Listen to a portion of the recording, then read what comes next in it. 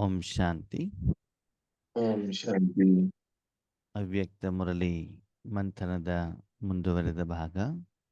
ದಿನಾಂಕ 6/11/2025. ಈ ಮುರಳಿಲಿ ಬಾಬಾ ಏನು ಹೇಳ್ತಿದ್ರು, ಪ್ರತಿದಿನ ಆತ್ಮದ ಸಂಪಾದನೆಯನ್ನು ಮಾಡ್ತಾ ಆತ್ಮದ ಗೌರವವನ್ನು ಹೆಚ್ಚಿಗೆ ಮಾಡಿಕೊಂಡು ಆ ನಶೆಯಲ್ಲಿ ಇದ್ದು ಆ ಒಂದು ಸ್ಟಾಕನ್ನು ಜಾಸ್ತಿ ಮಾಡಿಕೊಂಡು ನೀವು ಕರ್ಮಕ್ಷೇತ್ರಕ್ಕೆ ಇಳಿದಿದ್ದೇ ಆದರೆ ಯಾವ ಕಾರ್ಯ ಯಾವ ಕರ್ಮ ಅಸಂಭವ ಅಂತ ತಿಳ್ಕೊಂಡಿರ್ತೀವೋ ಅದನ್ನು ಕೂಡ ಏನಾಗ್ತದೆ, ಸಂಭವ ಆಗ್ತಾ ಆಗ್ತಾ ಆಗ್ತಾ ಹೋದಾಗ ನಾವು ಮುಂದೆ ಹೆಚ್ಚಿಗೆ ಚಿಂತೆ ಮಾಡುವಂಥ ಅವಶ್ಯಕತೆ ಇಲ್ಲ. ನಿಶ್ಚಿಂತವಾಗಿಬಿಡ್ತೀವಿ. ಸರಿಯಾಗತ್ತಾ ತಪ್ಪಾಗತ್ತಾ ಹೇಳುವಂಥ ಚಿಂತೆ ಇರೋದಿಲ್ಲ. ಇವತ್ತು ನಮ್ಮಲ್ಲಿ ಚಿಂತೆ ಹೆಚ್ಚಿಗೆ ಆಗಲಿಕ್ಕೆ ಕಾರಣ ಏನು ಅಂತಂದರೆ, ನಾವೇನು ಕರ್ಮವನ್ನು ಮಾಡ್ತೀವೋ ಆ ಕರ್ಮದ ಫಲ ಅಸಫಲತೆ, ದುಃಖ, ಕಷ್ಟ, ತೊಂದರೆಯ ಅನುಭವ ಆತ್ಮನಿಗೆ ಆಗ್ತಾ ಇರುವಂಥ ಕಾರಣದಿಂದ ನೂರಾರು ಸಲ ನಾನು ಯೋಚನೆ ಮಾಡಬೇಕಾಗತ್ತೆ, ಆ ಕರ್ಮ ಮಾಡಿ ಸರಿನೋ ತಪ್ಪೋ ಸರಿನೋ ತಪ್ಪೋ ಅಲ್ವಾ. ವಿಧಿವತ್ತಾಗಿ ಆತ್ಮ ಅಂತ ತಿಳ್ಕೊಂಡು ಭಗವಂತನ ಜೊತೆಯಲ್ಲಿಟ್ಕೊಂಡು ಕರ್ಮ ಮಾಡುವಂಥ ಯಥಾರ್ಥ ಜ್ಞಾನವನ್ನು ತಿಳಿದುಕೊಂಡು ಕರ್ಮವನ್ನು ಮಾಡಿದಾಗ ಖಂಡಿತವಾಗ್ಲೂ ಕರ್ಮದ ಫಲ ಏನಾಗಿರ್ತದೆ, ಸಫಲ ಆಗುತ್ತೆ. ಚೆನ್ನಾಗಿರೋದು ಸಿಕ್ಕೇ ಸಿಗ್ತದೆ. ಅದಕ್ಕಾಗಿ ಅದನ್ನು ಧಾರಣೆ ಮಾಡ್ತಾ ಹೋಗಿ ನಮ್ಮ ಜೀವನದಲ್ಲಿ ಏನು ಮನೋಸ್ಥಿತಿ ಇದೆ ಅಂತಂದರೆ, ಪ್ರಪಂಚದಲ್ಲಿ ಧನ ಜಾಸ್ತಿ ಆದಾಗ, ಶಿಕ್ಷಣ ಜಾಸ್ತಿ ಆದಾಗ, ಪೋಸ್ಟ್ ಆ್ಯಂಡ್ ಪೊಸಿಷನ್ ಜಾಸ್ತಿ ಆದಾಗ, ಜನ ಜಾಸ್ತಿ ಆದಾಗ ನಮಗೆ ಸುಖ ಸಿಗತ್ತೆ ಹೇಳುವಂಥ ನಂಬಿಕೆ ಇದೆ. ಅದರ ವಾಸ್ತವಿಕವಾಗಿ ಅದು ಸತ್ಯ ಅಲ್ಲ. ಯಾಕಂದ್ರೆ ನಾನು ಆತ್ಮವಾಗಿರುವಂಥ ಕಾರಣದಿಂದ ಆತ್ಮದ ಸಂಪಾದನೆಯನ್ನು ಮಾಡಿ ಆ ಆತ್ಮದ ಸಂಪಾದನೆಯಿಂದ ನಾನು ಸಾಲವನ್ನು ತೀರಿಸಿ ಆತ್ಮದ ಸಂಪಾದನೆಯಿಂದ ಎಲ್ಲರಿಗೂ ಪೇಮೆಂಟನ್ನು ಮಾಡಿ ಆ ಆತ್ಮದ ಸಂಪಾದನೆಯಿಂದ ನಾವು ಸ್ಟಾಕ್ ಮಾಡಿಕೊಂಡು ಇಟ್ಕೊಂಡಾಗ ಆವಾಗ ನಮ್ಮ ಜೀವನದಲ್ಲಿ ಏನು ಬರ್ತದೆ, ಸಫಲತೆ ಬರುತ್ತೆ. ಯಾಕಂದ್ರೆ ನಾನು ಯಾರು, ಆತ್ಮ. ಆತ್ಮದ ಸಂಪಾದನೆಯಿಂದ ನೀವು ಶಾರೀರಿಕ ಪೇಮೆಂಟನ್ನು ಕೂಡ ಮಾಡ್ಬೋದು, ಕಾಯಿಲೆಗೂ ಕೂಡ ಪೇಮೆಂಟ್ ಮಾಡ್ಬೋದು. ಆತ್ಮೀಯರೇ, ನನಗೆ ಕೆಲವೊಂದ್ಸಲ ಅನಿಸ್ತಾ ಇತ್ತು ಏನಂತ, ನಮ್ಮ BK ಪರಿವಾರದವ್ರು ಇರ್ಬೋದು, ಕೆಲವೊಂದ್ಸಲ ಲೌಕಿಕ ಪರಿವಾರದವರೇ ಇರ್ಬೋದು, ಅವರಿಗೆ ಧನದ ರೂಪದಲ್ಲಿ ಸಹಯೋಗ ಕೊಡಬೇಕು, ತನುವಿನ ರೂಪದಲ್ಲಿ ಹೋಗ್ಬಿಟ್ಟು ಸಹಯೋಗ ಕೊಡಬೇಕು ಅಂತ ಅನಿಸ್ತಾ ಇತ್ತು. ಅನ್ಸತ್ತೆ ಅಲ್ವಾ. ಯಾರೋ ಒಳ್ಳೆಯವರು ಇರ್ತಾರೆ, ಅವರಿಗೆ ಏನೋ ಒಂದು ಕಷ್ಟ ಇರ್ತದೆ, ಅವಾಗ ಧನದ ರೂಪದಲ್ಲಿ ಕೊಡೋಣ. ಅಥವಾ ಯಾರ್ದೋ ಮನೇಲಿ ಮದುವೆ ಇದೆ, ಕಾರ್ಯಕ್ರಮ ಇದೆ, ತನುವಿನ ರೂಪದಲ್ಲಿ ಹೋಗ್ಬಿಟ್ಟು ಏನು ಮಾಡೋಣ, ಸ್ವಲ್ಪ ಸಹಯೋಗವನ್ನು ಮಾಡೋಣ ಅಂತ ಬಿಟ್ಟು ಅನಿಸ್ತಾ ಇರ್ತದೆ. ಅದು ಈಗಿನ ಮುರಳಿಗಳನ್ನು ಕೇಳ್ತಾ ಹೋದಾಗ ನಮ್ಗೆ ಏನು ಅನಿಸುತ್ತೆ ಅಂತಂದರೆ, ನಾವು ಧನ ಮಾಡೋದಕ್ಕಿಂತ ನಾವು ಬಾಬಾ ನೆನಪಿನಲ್ಲಿ ಇದ್ದು ಬಿಟ್ಟು ಭಗವಂತನ ಶಕ್ತಿಯನ್ನು ಕೊಟ್ಟರೆ ಅವ್ರಿಗೆ ಆಟೋಮೆಟಿಕಲಿ ಅವ್ರ ಸಮಸ್ಯೆಗಳೇನಾಗ್ತವೆ, ಕ್ಲಿಯರ್ ಆಗ್ತಾ ಪರಿಹಾರ ಹೋಗ್ತದೆ. ಆಗ್ತವೆ.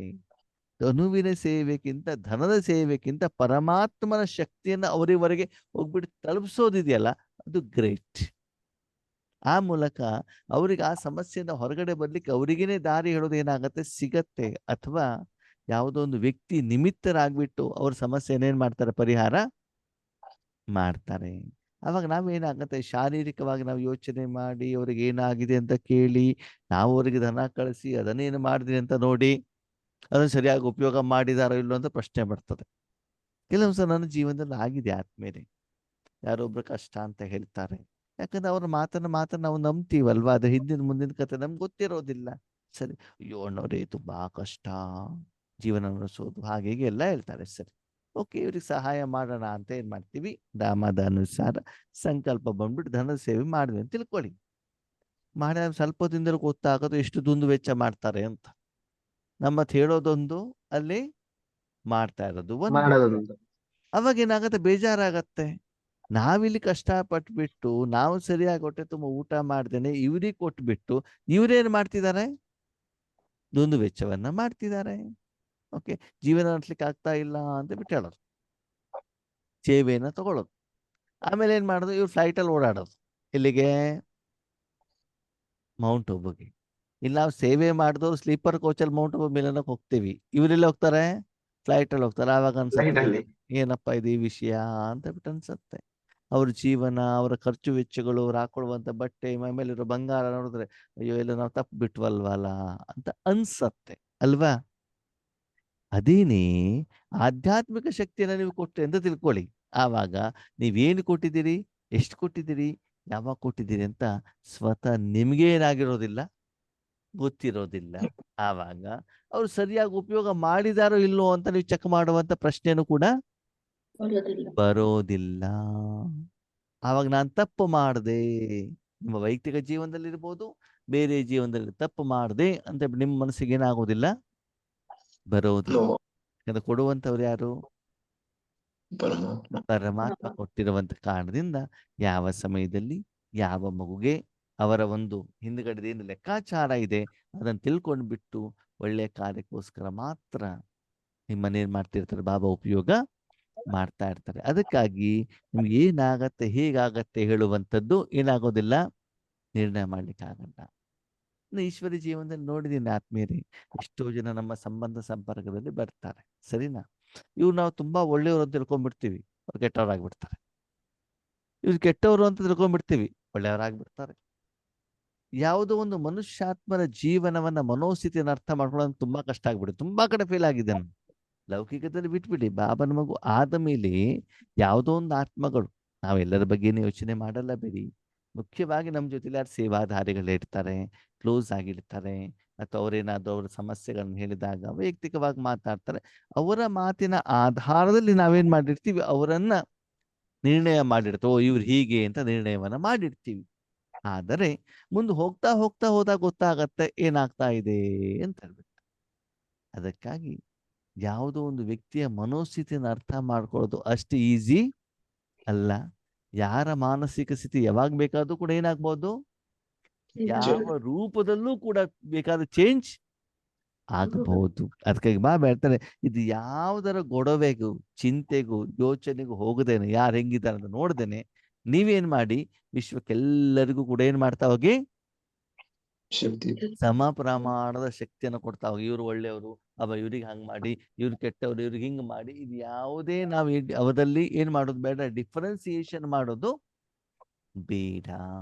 ಆಧ್ಯಾತ್ಮಿಕ ಸಂಪಾದನೆಯನ್ನು ಮಾಡಿಬಿಟ್ಟು ಸರ್ವರಿಗೂ ಕೂಡ ಏನ್ ಮಾಡ್ತಾ ಹೋಗಿ ಈಶ್ವರನ ಶಕ್ತಿಯನ್ನು ಕೊಡ್ತಾ ಹೋಗಿ. ಆತ್ಮೀಯರೇ, ವರ್ತಮಾನ ಸಮಯದಲ್ಲಿ ಎಲ್ಲರಿಗೂ ಕೂಡ ಸಮಸ್ಯೆ ಇದೆಯೋ ಇಲ್ವೋ? ಇದೆ. ಪ್ರತಿಯೊಬ್ಬರಿಗೂ ಭಗವಂತನ ಶಕ್ತಿಯ ಅವಶ್ಯಕತೆ ಇದೆಯೋ ಇಲ್ವೋ? ಇದೆ. ಆಯ್ತಾ? ನಾವೆಲ್ಲರಿಗೂ ಸರಿಯಾಗಿ ಸಮನಾಗಿ ಕೊಡ್ಬೇಕಲ್ವಾ? ಎಲ್ಲರಿಗೂ ಸೂರ್ಯನ ಪ್ರಕಾಶ ಬೇಕಲ್ವಾ? ಬೇಕು ಹೇಳ್ತಾರೋ ಬೇಡ ಅಂತ ಹೇಳಿದ್ರು. ಪ್ರತಿದಿನ ಸೂರ್ಯ ಎಲ್ಲರಿಗೂ ಪ್ರಕಾಶವನ್ನ ಏನ್ ಮಾಡ್ತಾರೆ, ಕೊಡ್ತಾರೆ. ಕೆಲವರು ಆ ಪ್ರಕಾಶವನ್ನು ಚೆನ್ನಾಗಿ ಉಪಯೋಗ ಮಾಡ್ಕೊಡ್ತಾರೆ. ಬೆಳಿಗ್ಗೆ ಎದ್ದು ಬಿಟ್ಟು ಎಣ್ಣೆ ಸ್ನಾನ ಮಾಡ್ಕೊಂಡ್ಬಿಟ್ಟು ಏನ್ ಮಾಡ್ತಾರೆ, ಚೇರ್ ಮೇಲೆ ಕೂತ್ಕೊಂಡಿರ್ತಾರೆ ಅಲ್ವಾ? ಬಟ್ಟೆ ಒಣಗಿಸ್ತಾರೆ.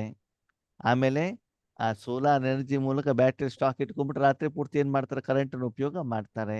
ಸೋಲಾರ್ ಎನರ್ಜಿಯಲ್ಲಿ ನಮ್ಮ ಮೌಂಟ್ ಆಬುನಲ್ಲಿ ಅಡಿಗೆ ಎಲ್ಲ ಮಾಡ್ತಾರಲ್ವಾ? ಹಾಗೆ ಕೆಲವೊಬ್ರು ಏನ್ ಮಾಡ್ತಾರೆ, ಚೆನ್ನಾಗಿ ಏನ್ ಮಾಡ್ತಾರೆ, ಅದನ್ನ ಉಪಯೋಗ ಮಾಡ್ಕೊಳ್ತಾರೆ. ಇನ್ ಕೆಲವೊಬ್ರು ಏನ್ ಮಾಡ್ತಾರೆ ಹೇಳಿ, ದಿನವಿಡೀ ಮಲಗಿರೋದು, ರಾತ್ರಿ ಪೂರ್ತಿ ಎಚ್ಚರಾಗ್ಬಿಟ್ಟು, ಸರಿನಾ? ಈಗನೂ ಕೂಡ ಮಾಡ್ತಾರಲ್ವಾ? ಓಕೆ, ಆ ರೀತಿ ತುಂಬಾ ವೆರೈಟಿ ಜನ ಇದ್ದಾರೆ ಅಂತ ಮಾತ್ರಕ್ಕೆ ಸೂರ್ಯ ಪ್ರಕಾಶ ಕೊಡೋದರಿಂದ ನಿಲ್ಲಿಸ್ತಾನ? ಇಲ್ಲವಲ್ಲ. ತನ್ನ ಧರ್ಮ ಏನಿದೆ ಅದನ್ನ ಅವ್ರೇನ್ ಮಾಡ್ತಾರೆ, ನಿರ್ವಹಣೆ ಮಾಡ್ತಾ ಇರ್ತಾರೆ. ಹಾಗೆ ಇಲ್ಲಿ ಮುಂದೆ ಬಾಬಾ ಏನ್ ಹೇಳ್ತಾರೆ, ಮಕ್ಕಳು ಈಗ ಈ ರೀತಿ ಸಮಾನಧಾರಿಗಳಾಗ್ಬಿಟ್ಟು ನೀವೇನ್ ಮಾಡ್ಬೇಕು, ಕರ್ಮ ಕ್ಷೇತ್ರಕ್ಕೆ ಇಳಿಬೇಕಾಗ್ತದೆ. आप सभी विश्व की आत्माओं के पूर्वज भी हो और पूज्य भी हो. ವಿಶ್ವದ ಸರ್ವ ಆತ್ಮರನ್ನ ಕಂಪ್ಯಾರಿಸನ್ ಮಾಡಿದಾಗ ನೀವೆಲ್ಲರಿಗಿಂತ ಯಾರು, ಪೂರ್ವಜರು ಮತ್ತು ಪೂಜ್ಯರು. ಒಂದೊಂದೇ ವಿಷಯ ತಗೊಂಡು ಪೂರ್ವಜರು ಅಂತ ಬಾಬಾ ನಮ್ಗೆ ಹೇಳಿದ್ರು. ಹಾಗಿದ್ರೆ ಪೂರ್ವಜರಾದಂತ ನಮ್ಮ ಕರ್ತವ್ಯ ಏನು? ಪೂರ್ವಜರ ಕರ್ತವ್ಯ ಏನು? ಗೈಡ್ಲೈನ್ ಮಾಡೋದು.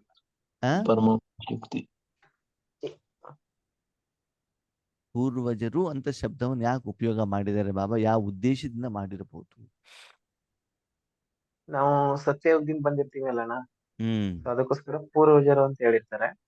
ಸರಿ, ಸತ್ಯುಗದಿಂದ ನಾವು ಬಂದಿದ್ದೀವಿ, ಪರಮಧಾಮದಿಂದ ಮೊದಲು ಬಂದಿದ್ದೀವಿ. ಈಗ ನಾನೇನ್ ಮಾಡ್ಬೇಕು? ಪರಮಾತ್ಮನ ಶಕ್ತಿ ಎಲ್ರಿಗೂ ಕೊಡ್ಬೇಕು. ಆಮೇಲೆ ಯಾಕೆ ಕೊಡ್ಬೇಕು? ಏಕೆಂದ್ರೆ ನಾವು ಹಿರಿಯರು ಅಂತ ಗೈಡೆನ್ಸ್ ಕೊಡೋದು. ಬೇರೆ ಗೈಡೆನ್ಸ್ ಕೊಡ್ಬೇಕು. ಹಿರಿಯರ ಹತ್ರ ನಾವೇನೊಂದು ಪೂರ್ವಜರ ಹತ್ರ ಮಾತುಕತೆ ಕೇಳ್ತೀವಲ್ಲ, ಅದೇ ರೀತಿ ನಾವು ಪೂರ್ವಜರು ಅಂತ ನಮ್ಮ ನಡವಳಿಕೆ ಚೆನ್ನಾಗಿರ್ಬೇಕು, ಮತ್ತೆ ನಾವ್ ಹೇಳಿದ್ದನ್ನ ಬೇರೆಯವ್ರು ಕೇಳ್ಬೇಕು ಅನ್ನೋದು ದೊಡ್ಡವರು ಅಂತ. ಸರಿ, ನಮ್ಮ ಮಾತನ್ನು ಬೇರೆಯವ್ರು ಕೇಳಬೇಕು, ಹೌದು ತಾನೆ? ಹೌದು, ಸರಿ.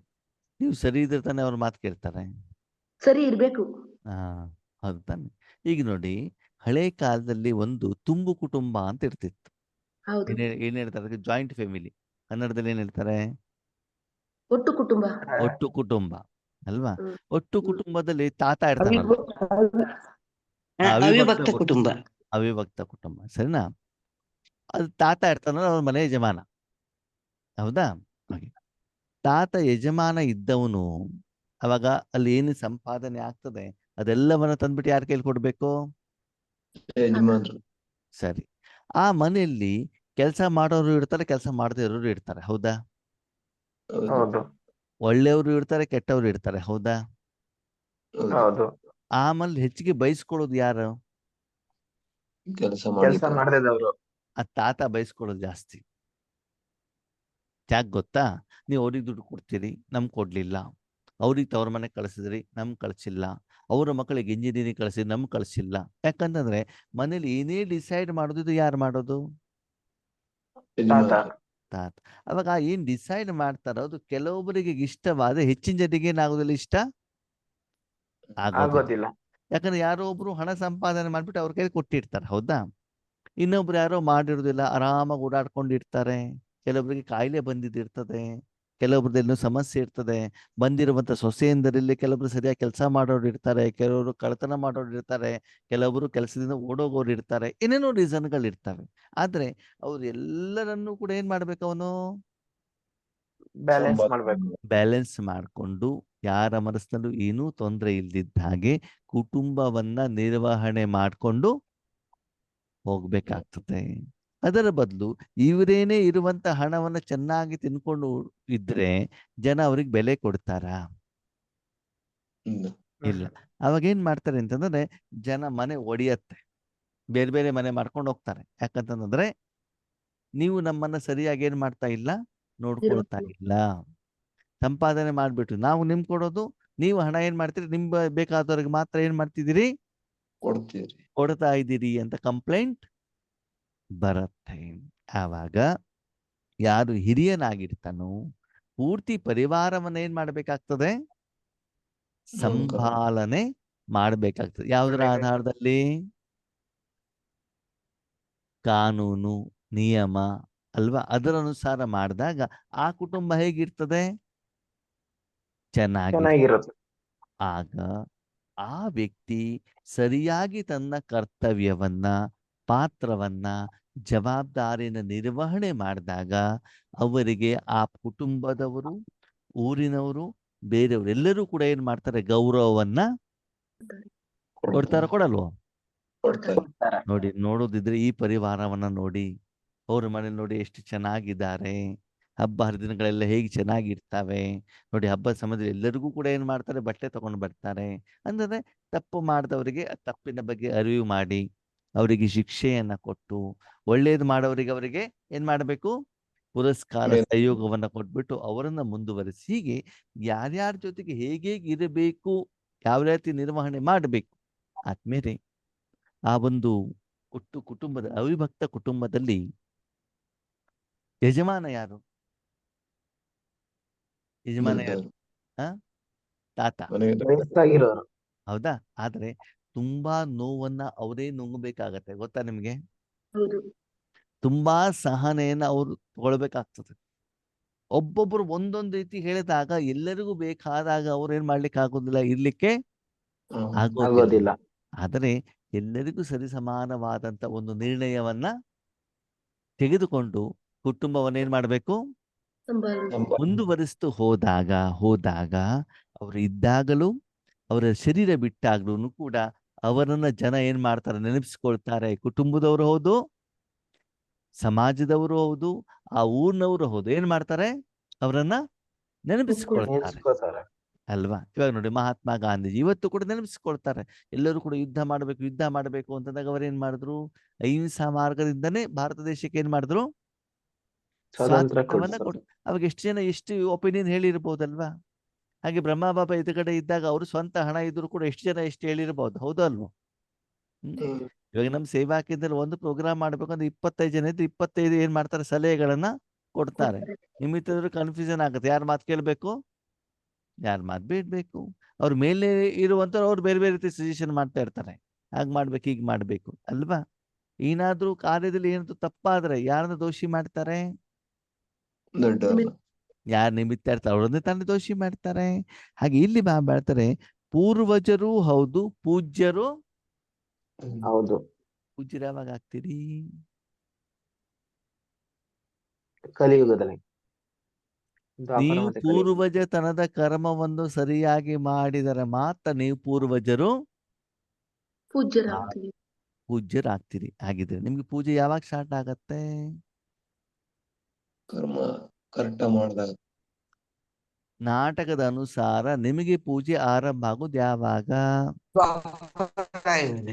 ದ್ವಾಪರ ಯುಗದಲ್ಲಿ ಅಲ್ವಾ? ಗಾಯತ್ರಿ ಅವರೇ ಸ್ವಲ್ಪ ಬೇರೆ ಜಾಗದಲ್ಲಿ ಬನ್ನಿ, ನಿಮ್ ವಾಯ್ಸ್ ಕಟ್ ಆಗ್ತಾ ಇದೆ. ಸರಿ, ದ್ವಾಪರ ಯುಗದಲ್ಲಿ ನಿಮ್ಗೆ ಏನಾಗ್ತದೆ? ಪೂಜೆ ಆಗ್ತದೆ. ಆ ಪೂಜೆಗೆ ಆಧಾರ ಯಾವುದು? ಕಾರಣ ಯಾವುದು?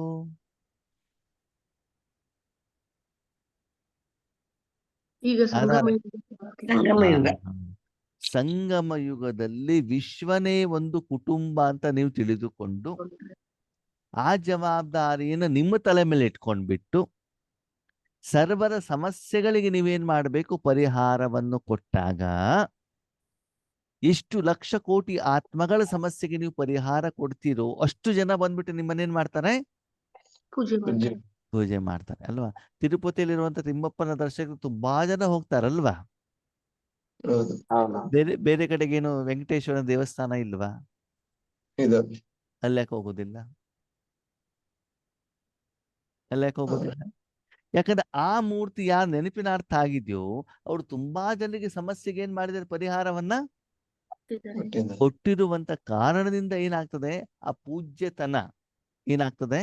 ಅಲ್ಲಿ ನಿಮ್ಗೆ ದ್ವಾಪರ ಯುಗದಿಂದ ಸಿಗತ್ತೆ ಅಂತಂದ್ಮೇಲೆ ಇವಾಗ ಅಷ್ಟು ಜನರಿಂದ ನೀವು ಪೂಜೆಗೆ ಯೋಗ್ಯರಾಗಬೇಕು. ಭಜನೆ ಮೂಲಕ, ಕೀರ್ತನೆ ಮೂಲಕ, ಹೂವಿನ ಮೂಲಕ, ದೇವಸ್ಥಾನದ ಮೂಲಕ, ಕಿರೀಟದ ಮೂಲಕ, ಬಂಗಾರದ ಮೂಲಕ ಅಷ್ಟೆಲ್ಲಾ ಜನ ಬಂದ್ಬಿಟ್ಟು ಏನ್ ಮಾಡ್ಬೇಕು? ಪ್ರಸಾದವನ್ನ ಸ್ವೀಕಾರ ಮಾಡಬೇಕು ಅಂತಂದ್ರೆ ಸಂಗಮ ಯುಗದಲ್ಲಿ ನೀವು ಅಷ್ಟು ಶ್ರೇಷ್ಠ ಕೌರವ ಕೆಲಸ ಕರ್ತವ್ಯವನ್ನು ಮಾಡಬೇಕು ಬೇಡವೋ? ಮಾಡ್ಬೇಕು. ಹಾಗೆ ನಾವೆಲ್ಲ ಪೂಜೆ ಮಾಡ್ಕೊಳ್ಬೇಕೋ ಬೇಡವೋ? ಪೂಜ್ಯರಾಗ್ಬೇಕೋ ಬೇಡವೋ? ಪೂಜ್ಯರಾಗ್ಬೇಕು ಅಂತ ಹೇಳೋದು ಬಾಬಾನ ಹತ್ರ ಹೋಗ್ಬಿಟ್ಟು, ಬಾಬಾ ನಮ್ಮ ಪತಿಯನ್ನು ಸರಿ ಮಾಡು, ನಮ್ಮ ಮಕ್ಕಳನ್ನ ಸರಿ ಮಾಡು, ನಮ್ಮ ಸೊಸೆಯನ್ನು ಸರಿ ಮಾಡು ಅಂತ ಮಾಡ್ತಾ ಕೂತ್ಕೊಂಡ್ರೆ ಪೂಜೆ ಆಗ್ತದ? ಆಗಲ್ಲ. ವಿಶ್ವ ಕುಟುಂಬ ಅಂತ ನಿನ್ ಪಾಟಿಗೆ ನೀನು ಹೇಳ್ತಾ ಇರು, ನಾನು ಈ ಕುಟುಂಬ ಮಾತ್ರ ನೋಡ್ಕೊಂಡಿರ್ತೇನೆ. ಆವಾಗ ಬಾಬಾ ಹೇಳ್ತಾ ಇರೋದು ಏನು, ನಾವು ಮಾಡ್ತಾ ಇರೋದು ಏನು? ಓಕೆ, ನಾವು ಬಾಬಾನ ಮಕ್ಕಳು, ಬರೀ ಈಶ್ವರಿ ಪರಿವಾರ ಮಾತ್ರ ನೋಡ್ಕೊಳ್ಬೇಕಾ? ಇಲ್ಲ, ಮತ್ತೆ ವಿಶ್ವ ಆತ್ಮಗಳನ್ನು ನೋಡ್ಕೋಬೇಕು. ಸರ್ವ ಆತ್ಮರು ಬರ್ಬೇಕು, ಬರೀ ಮನುಷ್ಯಾತ್ಮರಷ್ಟೇ ಅಲ್ಲ. ಸರ್ವ ಆತ್ಮ ಸಹಿತ ಪಂಚತತ್ವಗಳು ಬಂದಾಗ ಹಣ್ಣಿನ ರೂಪದಲ್ಲಿ, ಹೂವಿನ ರೂಪದಲ್ಲಿ, ಅಗರಬತ್ತಿಯ ಸುವಾಸನೆ ಮೂಲಕ, ಕರ್ಪೂರದ ಮೂಲಕ, ಆರತಿಯ ಮೂಲಕ ಪಂಚತತ್ವಗಳು ಕೂಡ ಏನ್ ಮಾಡ್ತವೆ? ಪೂಜೆ ಮಾಡ್ತವೆ, ನಿಮಗೆ ಸೇವೆಯನ್ನ ಮಾಡ್ತಾವಲ್ಲ. ಎಣ್ಣೆ, ದೀಪ, ಬಿಲ್ಡಿಂಗು, ಮೂರ್ತಿ, ಕಲ್ಲು, ಹೂವು, ಬಂಗಾರ, ಇದೆಲ್ಲ ಸೇವೆ ಮಾಡ್ಬೇಕು. ನೀವೇನಾದ್ರು ಮಾಡಿರ್ಬೇಕಲ್ಲ ಅವಕ್ಕೆ, ಇಲ್ಲಂದ್ರೆ ಯಾಕೆ ಮಾಡ್ತವೆ? ಹೌದಲ್ವೋ? ಅದಕ್ಕಾಗಿ ಮಾಡ್ತಾರೆ. ಆ ಪೋಸ್ಟಿಗೆ ನೀವು ಯೋಗ್ಯರಾಗಬೇಕು ಅಂತಂದ್ರೆ ಸಾಧನೆ ಯಾವಾಗ ಮಾಡ್ಬೇಕು? ಈಗ ಸಂಗಮ ಯುಗದಲ್ಲಿ, ಸತ್ಯುಗದಲ್ಲಿ ಅಲ್ಲ. ಯಾಕಂತಂದ್ರೆ ಅವಾಗ ಅವ್ರಿಗೆ ಯಾರಿಗೂ ಯಾವ್ದಾರ ಅವಶ್ಯಕತೆ ಇಲ್ಲ.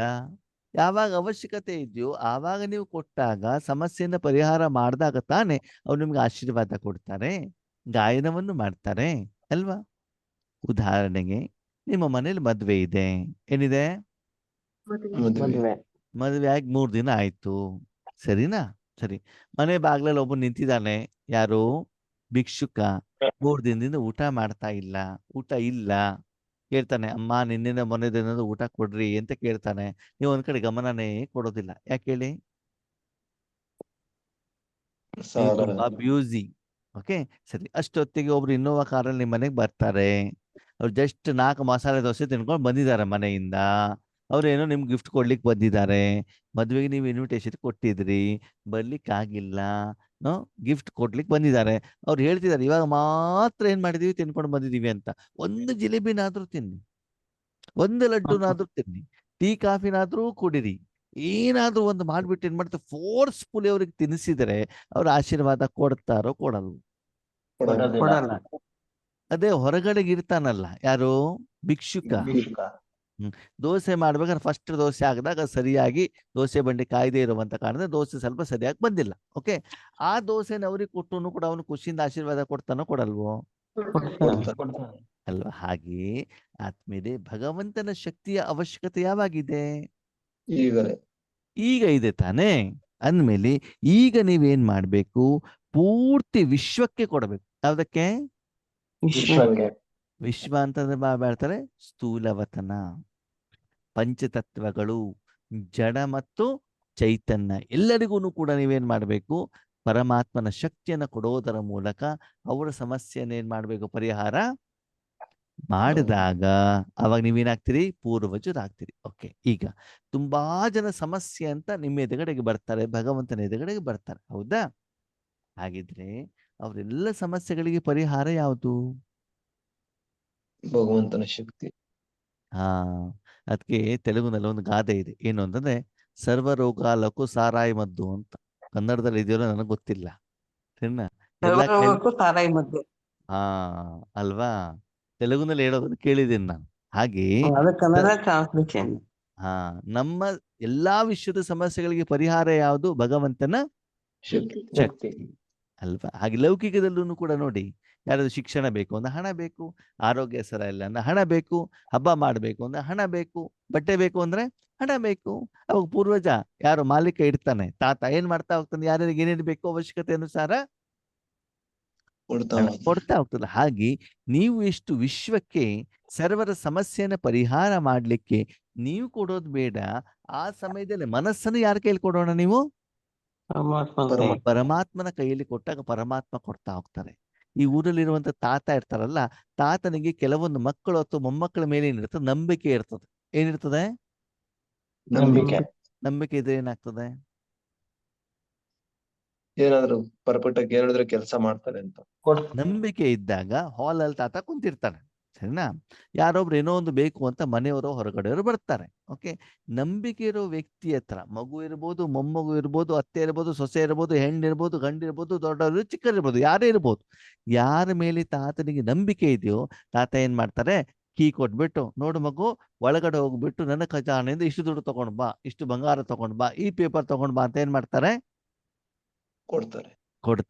ಓಕೆ, ಯಾರದು ಹಣ ತಂದು ಕೊಟ್ಟರು ಕೂಡ ಏನ್ ಮಾಡ್ತಾರೆ, ಹಣ ಕೊಟ್ಬಿಟ್ಟು ಕೀ ಕೊಟ್ಬಿಟ್ಟು ಏನ್ ಮಾಡೋ, ಒಳಗೆ ಇಡು ಅಂತ, ಒಳಗಡೆ ಇದು ಅಂತ. ಹಾಗೆ ನಾವು ಕೂಡ ಯಾರು ನಂಬಿಕಸ್ತ ಆಗ್ಬೇಕಲ್ವಾ? ಹಣ ತಗೊಂಡು ಬಾ ಅಂತ ಹೇಳಿದಾಗ ತಾತನಿಗೆ ಲೆಕ್ಕ ಗೊತ್ತಾಗೋದಿಲ್ಲ ಅಂತ ಅದ್ರಲ್ಲಿ ಒಂದು 500 ರೂಪಾಯಿ ಜೋಬಲ್ಲಿ ಹಾಕೊಂಡ್ರೆ ಅವಾಗ ಏನಾಗ್ತದೆ? ಅವಾಗ ನಿಮ್ಮನ್ನ ಮುಂದಿನ ಸಲ ಅವರು ಉಪಯೋಗ ಮಾಡ್ಕೊಳ್ತಾರ? ಇಲ್ಲ. ಬಾಬಾ ಅವ್ರು ಹೇಳಿದಾಗ ಒಯ್ದು ಇಡಬೇಕು, ಅವ್ರು ಹೇಳಿದಾಗ ತಂದ್ಬಿಟ್ಟು ಕೊಟ್ಟಾಗ ಸದಾ ಕಾಲ ನೀವೆಲ್ಲಿರ್ತೀರಿ? ಬಾಬನ ಮಡಿದಲ್ಲಿ, ಅವ್ರ ಜೊತೆಯಲ್ಲೇ ಇರ್ತೀರಲ್ವಾ? ಹಾಗೆ ನಾವು ಅಷ್ಟು ಭಗವಂತನ ಕೈಲಿ ಅಷ್ಟು ಯೋಗ್ಯ ಮಕ್ಕಳು ಆಗಿದೀವಾ ಅಂತ ನಮ್ಮನ್ನ ನಾವೇನ್ ಮಾಡ್ಕೊಳ್ಬೇಕು, ಅದಕ್ಕೆ ಬಾಬಾ ಹೇಳ್ತಾರೆ, ಒಂದು ಪೂರ್ವಜ, ಎರಡನೇದು ಪೂಜ್ಯ. ಹಾಗೆ ಪೂಜ್ಯಕ್ಕೆ ಆಧಾರ ಸಂಗಮಯುಗ. ಪೂರ್ವಜರು. ಎಷ್ಟು ಪೂರ್ವಜರಾಗಿ ಸೀನಿಯರ್ ಆಗಿ ಬೇರೆಯವ್ರಿಗೆ ಏನ್ ಮಾಡ್ತಾ ಹೋಗ್ತೀರಿ, ಕೊಡ್ತಾ ಇಲ್ಲ ಅಣ್ಣವ್ರೆ, ನಾವು ಹೊಸದಾಗಿ ಬಂದಿದೀವಲ್ವಾ, 5 ವರ್ಷ ಆಯ್ತು ಅಷ್ಟೇ. ಜ್ಞಾನಕ್ ಬಂದ್ಬಿಟ್ಟು 5 ವರ್ಷ ಆಯ್ತು, ಅದೇ ಆತ್ಮ ಬಂದ್ಬಿಟ್ಟು ಎಷ್ಟು ವರ್ಷ ಆಯ್ತು? ಯೋಚನೆ ಮಾಡಿ ನೋಡೋಣ. ಅಂದ್ರೆ ಆ ರೀತಿ ನೀವು ತಿಳ್ಕೊಂಡ್ಬಿಟ್ಟು ವಿಶ್ವ ಸೇವೆ, ಮನಸಾ ಸೇವೆ ಮಾಡಿದಾಗ ಮಾತ್ರ ಏನಾಗ್ತದೆ, ಸಮಸ್ಯೆ ಪರಿಹಾರ ಆಗುತ್ತೆ. ಓಕೆ, ನೀವು ಹೊಸದಾಗಿ ಬಂದಿದ್ದೀರಾ, ಜ್ಞಾನ ಹೇಳಲಿಕ್ಕೆ ಬರೋದಿಲ್ಲ, ಅಡಿಗೆ ಮಾಡ್ಲಿಕ್ಕೆ ಬರೋದಿಲ್ಲ, ಬ್ರಹ್ಮಭೋಜನ ಮಾಡ್ಲಿಕ್ಕೆ ಬರೋದಿಲ್ಲ. ಓಕೆ, ಮಂಡಿ ನೋವಣ್ಣವರೇ, ಹೋಗ್ಲಿಕ್ಕೆ ಆಗೋದಿಲ್ಲ, ಒಪ್ಕೊಳ್ಳೋಣ. ಮನಸಾ ಸೇವೆ ಮಾಡ್ಲಿಕ್ಕೆ ಆಗುತ್ತೋ ಇಲ್ವೋ? ಆಗುತ್ತೆ. ಆಗತ್ತೆ ಇಲ್ಲೋ? ಆಚಾರ ಸೇವೆ ಮಾಡ್ಲಿಕ್ಕೆ ಆಗುದಿಲ್ಲ, ಧನದ ಸೇವೆ ಮಾಡ್ಲಿಕ್ಕೆ ಆಗುದಿಲ್ಲ, ತನುವಿನ ಸೇವೆ ಮಾಡ್ಲಿಕ್ಕೆ ಆಗುದಿಲ್ಲ, ಭಯ ಇದೆ, ಹೆದರಿಕೆ ಇದೆ, ಏನೇನೋ ಇದೆ, ಒಪ್ಕೊಳ್ಳೋಣ. ಮನಸ ಸೇವೆ ಮಾಡ್ಲಿಕ್ಕೆ ಏನಾದ್ರು ಕಷ್ಟ ಇದೆಯಾ? ಇಲ್ಲ. ಇಲ್ಲ. ಅದು ಸಮರ್ಪಣಾ ಭಾವ ಬೇಕಲ್ವಾ? ವಿಧಿ ಬೇಕಲ್ವಾ? ನಾವು ಕೇವಲ ನಿಮಿತ್ತ ಅಷ್ಟೇ ಆಗ್ಬೇಕೇ ಹೊರತು ನಾನು ನನ್ನದು ಹೇಳುವಂತ ಅಹಂಕಾರ ಏನಾಗ್ಬಾರ್ದು? ಇರ್ಬಾರ್ದು. ತಾತ ತಂದ್ಕೊಟ್ಟಿದ್ದ ಹಣವಂತ ಕೊಟ್ಬಿಟ್ಟು ನಾನು ಕೊಟ್ಟಿದ್ದೇನೆ ಅಂತ ಹೇಳೋದು ಸರಿನೋ ತಪ್ಪೋ? ತಪ್ಪು. ಪೀರುನಿಂದ ತಂದು ನೀವೇ ಕೊಟ್ಟಿರ್ಬೋದು, ಧನ ಯಾರ್ದು? ತಾತಂದು. ತಾತಂದು ತಾನೆ. ಅದಕ್ಕಾಗಿ ಬಾಬಾ ಏನ್ ಹೇಳ್ತಾರೆ, ಮಕ್ಕಳೇ ನೀವು ಪೂರ್ವಜರು ಎಷ್ಟು ಪೂರ್ವಜ ಸ್ಥಿತಿಯಲ್ಲಿ ಇದ್ಬಿಟ್ಟು ಪ್ರತಿದಿನ ವಿಶ್ವಕ್ಕೆ ಕೊಡ್ತಾ ಹೋಗ್ತಿರೋ ಅಷ್ಟು ನಿಮ್ಗೆ ಭವಿಷ್ಯದಲ್ಲಿ ಏನಾಗ್ತದೆ? ಪೂಜೆ ಆಗ್ತದೆ. ಸಾರೇ ಷಷ್ಠಿಕೆ ವೃಕ್ಷಕ್ಕೆ ಜಡಮೆ ಆಪ ಆಧಾರ ಮೂರ್ತ ಹೋ. ಬಾಬಾ ಏನ್ ಹೇಳ್ತಾರೆ, ಈ ರೀತಿ ನೀವು ಪೂರ್ವಜರಾಗ್ಬೇಕು ಅಂತ ನಾವು ಮಕ್ಕಳು ಕೇಳ್ತಾರಂತೆ, ಸರಿ ಬಾಬಾ ಜ್ಞಾನ ಏನೋ ಅರ್ಥ ಆಯ್ತು, ಈ ಪೂರ್ವಜರಾಗ್ಬೇಕಂತ ಏನ್ ಮಾಡ್ಬೇಕು ಇವಾಗ? ಏನ್ ಮಾಡ್ಬೇಕಂತೆ? ಅವ್ರು ಹೇಳದಂಗೆ ಪೂರ್ತಿ ಸೃಷ್ಟಿಯ ವೃಕ್ಷ ಇದೆಯಲ್ಲ, ಆ ವೃಕ್ಷಕ್ಕೆ ನೀವು ಯಾರು? ಬೇರು. ಬೇರು. ಬೇರು. ಬೇರೆಲ್ಲಿರ್ತದೆ? ಭೂಮಿ ಕೆಳಗೆ. ಬುಡದಲ್ಲಿ ಇರ್ತದೆ. ಓಕೆ. ಆ ಒಂದು ವೃಕ್ಷಕ್ಕೆ ಪೂರ್ತಿ ಶಕ್ತಿ ಕೊಡೋದು ಯಾರು? ಬೇರು. ಬೇರು ಅಲ್ವಾ? ಆ ಬೇರಿಗೆ ನೀರ್ ಹಾಕಿದ್ರೆ ಏನಾಗ್ತದೆ? ಗಿಡಗಳಿಗೆಲ್ಲ ಬರುತ್ತೆ, ಮೇಲ್ಗಡೆ ಎಲೆಗಳಿಗೆಲ್ಲ, ಅದು ಎಲ್ಲ ಪೌಷ್ಟಿಕಾಂಶ. ಸರಿ. ಆ ನೀರನ್ನು ನೀವು ಹಣ್ಣಿಗೆ ಮತ್ತು ನೀರಿಗೆ ಹಾಕಿದ್ರೆ ಏನಾಗ್ತದೆ? ಎಲೆಗಳಿಗೆ ಮತ್ತು ಹಣ್ಣುಗಳಿಗೆ ನೀರು ಹಾಕಿದ್ರೆ ಏನಾಗ್ತದೆ? ತಗೊಳಲ್ಲ. ಬೇರಿಗೆ ಹಾಕಲ್ಲಪ್ಪ ನಾನು. ಎಲ್ಲಿ ಹಾಕ್ತೇನೆ? ಆಗತ್ತೆ. ಅದು ಎಳ್ಕೊಳ್ಳಿಕ್ಕೆ ಆಗತ್ತಾ? ಇಲ್ಲ. ಎಳ್ಕೊಂಡ್ರು ಕೂಡ ಸ್ವಲ್ಪ ಪ್ರಮಾಣದಲ್ಲಿ ಎಳ್ಕೊಳ್ಬಹುದೇ ಹೊರತು ಪೂರ್ತಿ ವೃಕ್ಷಕ್ಕೆ ಸಿಗೋದಿಲ್ಲ. ಓಕೆ. ಈಗ ಬೇರಿಗೆ ನೀವು ನೀರನ್ನ ಹಾಕಿದಾಗ, ಗೊಬ್ಬರವನ್ನು ಹಾಕಿದಾಗ ಪೂರ್ತಿ ವೃಕ್ಷಕ್ಕೆ ಏನ್ ಸಿಗ್ತದೆ? ಪೌಷ್ಟಿಕಾಂಶ. ಸರಿ. ಒಂದ್ ದಿವ್ಸ ಏನ್ ಮಾಡಿ, ಆ ಬೇರಿಗೆ ಅಥವಾ ಒಂದು ಗಿಡದ ಬುಡಕ್ಕೆ ಒಂದು ಅರ್ಧ ಕೆಜಿ ಆಸಿಡ್ ತಂದು ಹಾಕಿ. ಏನಾಗ್ಬೇಕು? ಆಸಿಡ್ ಏನಾಗ್ತದೆ? ಏನ್ ಒಣಗೋಗ್ತದೆ? ಬೇರೆಲ್ಲ ಸತ್ತೋಗ್ತವೆ. ಬೇರ್ ಸತ್ತೋಗ್ಲಿ, ನಿಮ್ಗೆ ಏನ್ ಕಾಣ್ತಾ ಇರ್ತದಲ್ಲಿ? ಗಿಡ ಕೂಡ ಸತ್ತೋಗುತ್ತೆ. ಬೇರ್ ಕಣ್ಣಿಗೆ ಕಾಣುತ್ತಾ? ಕಾಣಲ್ಲ. ಕಾಣೋದು. ನಿಮ್ಗೆ ಕಾಣೋದು ಯಾವುದು? ಗಿಡ, ಮರ, ರೆಂಬೆ ಕೊಂಬೆಗಳು, ಹಣ್ಣುಗಳು ಮತ್ತು ಹೂವುಗಳು ಮತ್ತು ಎಲೆ. ಹೌದಾ? ನೀವು ಎಸಿಡ್ ಹಾಕಿದೆಲ್ಲಿ? ಫಲಿತಾಂಶ ಏನಾಗ್ತದೆ? ಮರ ಒಣಗ್ತದೆ. ಓಕೆ. ಹಾಗಿದ್ರೆ ಮರಕ್ಕೂ ಬೇರಿಗೂ ಸಂಬಂಧ ಇದೆಯಾ? ಇದೆ. ಓಕೆ. ಓಕೆ. ಅದು ಒಣಗೋದಾಗ ಏನಾಗ್ತದೆ? ನೋಡ್ಲಿಕ್ಕೆ ಚೆನ್ನಾಗಿರ್ತದ? ಒಣಗದಾಗ ಜನ ಬಂದ್ಬಿಟ್ಟು ಅದನ್ನ ಕಡಿತಾರೋ ಕಡಿಯಲ್ವೋ? ಕದೀತಾರೆ. ಹಾಗಿದ್ರೆ ಇವತ್ತು ಷಷ್ಠಿ ಚಕ್ರ ಒಣಗಿದ್ಯೋ ಹಸಿರಾಗಿದೆಯೋ? ಒಣಗಿದೆ. ಕಾರಣ ಯಾರು? ನಾವೇ. ಯಾರೋ? ಪೂರ್ವಜರು. ಯಾರೋ? ಪೂರ್ವಜರು. ನಾವು. ನಾವು ಅಂತಂದ್ರೆ ಯೋಗೇಶನ್ನ ಸೇರಿಸಿಬಿಡಿ, ಶಿವಬಾಬನ್ ಸೇರಿಸಿಬಿಡಿ, ನಾನು ಅಂತೇಳಿ. ನಾವೇ ಅಂದ್ರೆ ಉಳಿದವರೆಲ್ಲರೂ ಬಂದ್ಬಿಡ್ತಾರೆ. ಓಕೆನಾ? ಕಾರಣ ಯಾರು? ನಾನೇ. ಅಂದ್ರೆ ಯಾರು ಸರಿ ಮಾಡ್ಬೇಕಾಗಿದ್ರೆ?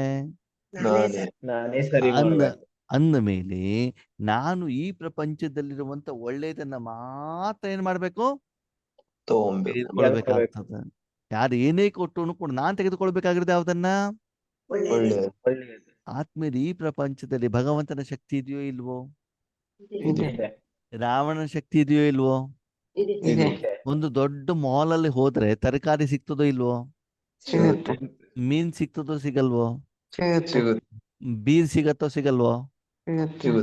ಯಾವ್ ತಗೊಳ್ಬೇಕು ಬಿಡಬೇಕು ಯಾರಿಗೆ ಡಿಪೆಂಡ್ ಆಗಿರೋದು? ನನ್ನ ಮೇಲೆ ತಾನೇ ಅವಲಂಬಿತ ಆಗಿರ್ತದೆ. ಅಂದ ಮೇಲೆ ವರ್ತಮಾನ ಸಮಯದಲ್ಲಿ ನನ್ನ ಪಾತ್ರದ ಅನುಸಾರದಲ್ಲಿ ನಾನೇನ್ ಮಾಡ್ಬೇಕು? ಪೂರ್ತಿ ಸೃಷ್ಟಿ ವೃಕ್ಷಕ್ಕೆ ಬಾಬಾ ಹೇಳ್ತಾರೆ, ಕೇವಲ ನನ್ನ ಮಕ್ಕಳಿಗೆ, ನನ್ನ ಕುಟುಂಬಕ್ಕೆ, ನನ್ನ ವೈಯಕ್ತಿಕ ಸಮಸ್ಯೆಗಳಿಗೆ